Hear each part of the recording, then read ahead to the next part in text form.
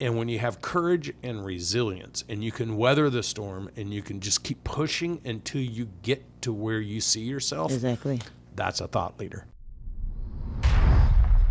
I just feel like what's about to happen to the culture because of little old me, like I feel like I'm responsible for changing the entire narrative for the Black community. And it's about me putting myself around people like you who is smarter than, you guys are smarter than anybody that I know. And I don't say that like to be like weird or facetious or anything. And like I would say to you, you've got more courage than almost anybody I know. Wow, did you hear that? That is amazing. Coming from you, I don't have more courage than Grant. Grant is crazy. Yeah, Grant has courage, but you for everything that you endured to pull yourself to where you're at and to be in the position you're in. I've had to study and work with business owners and entrepreneurs now for 30 years, right? So I know what real courage looks like.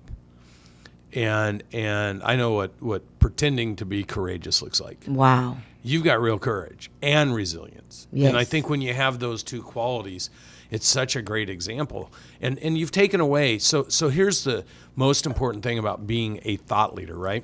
The most important thing about being a thought leader is that you've taken away all the excuses from everyone else. What does that mean to be a thought leader? Well, so when you think about pulling yourself out of the strip club, pulling yourself out of selling or stealing stuff, yes, or scamming, when you pull yourself then into, I'm going to get a legit job at the TSA. I'm going to study these people that are coming through here. I'm going to pay attention to what's going on. I'm not just going to show up at work, be a victim, hate my life, go home. I'm going to actually take baby steps and pay attention. Yeah, right? Pay attention. And absorb.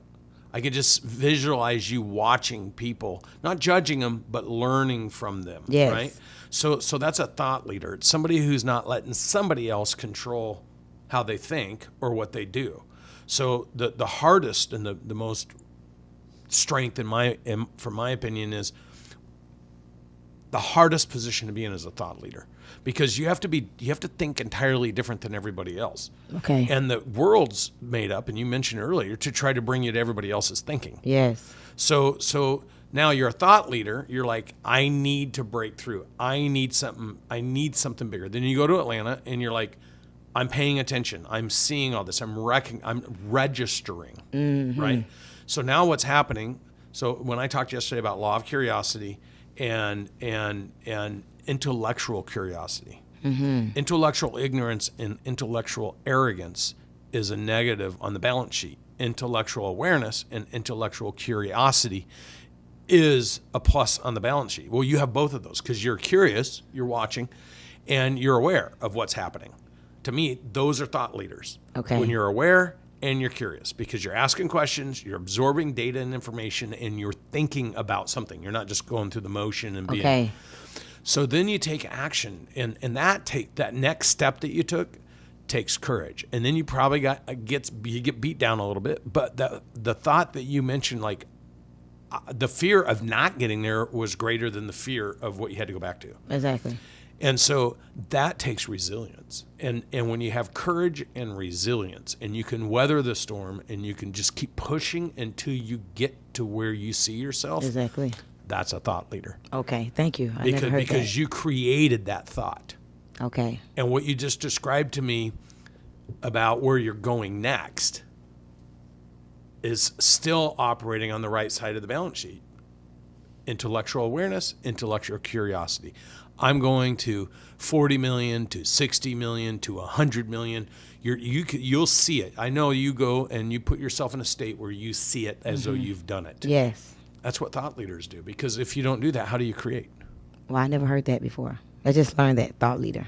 Yeah. So for me, I don't feel like there's a lot of thought leaders in my community. Like you see actresses and entertainers and singers and Beyonce and Jay-Z and Rihanna and you know, somebody who married a football player or a basketball player.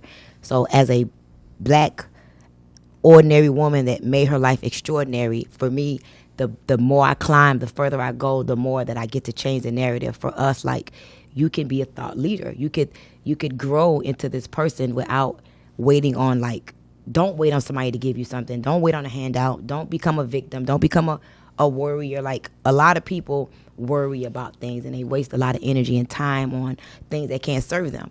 And for me, it's like, if it's meant to be, it's up to me.